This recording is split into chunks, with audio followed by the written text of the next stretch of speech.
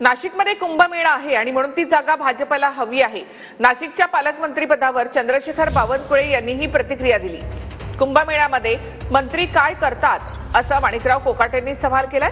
बाहेरचा पालकमंत्री असल्यावर स्थानिक पातळीवर अडथळे येतात असं कोकाटे यांनी म्हटलंय।